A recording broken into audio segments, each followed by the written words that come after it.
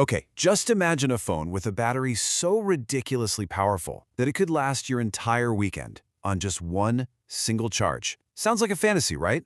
Well, today we're diving into a brand new device that claims it can do exactly that, all based on a fantastic review from the Indian Express. Let's be real for a second. How many times a day do you find yourself glancing at that little battery icon? Or, hunting around for a wall outlet like your life depends on it? For most of us, our smartphone's battery life is this constant, nagging source of anxiety. I just love this quote from the review. It perfectly captures that feeling, doesn't it?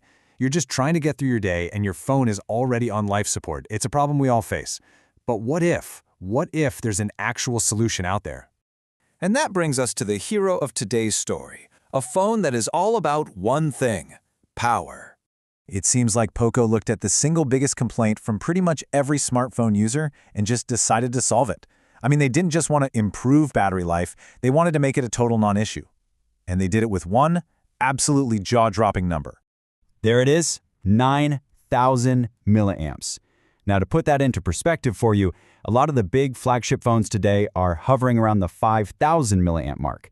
This thing is an absolute monster, built for pure endurance. But what does a number that big actually mean for you in the real world? Well, this is how it all translates.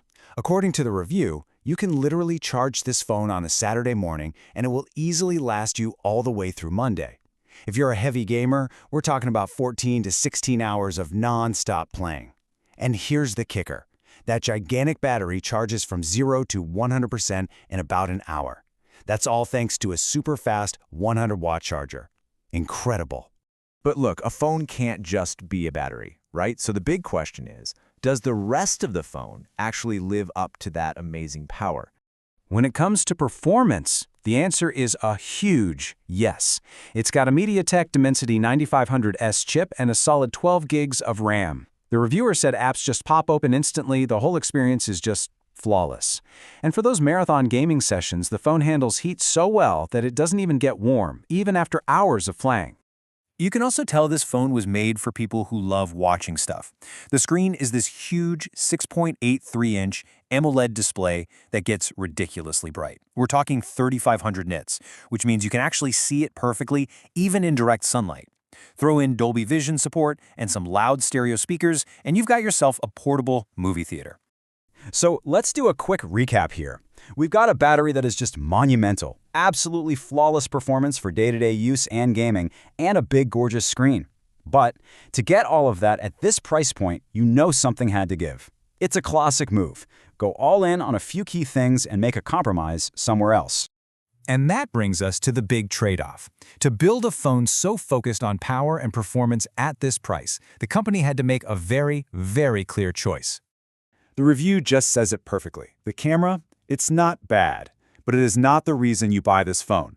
That word passable, it says everything. It'll get the job done for a quick photo, but it's not going to win any awards.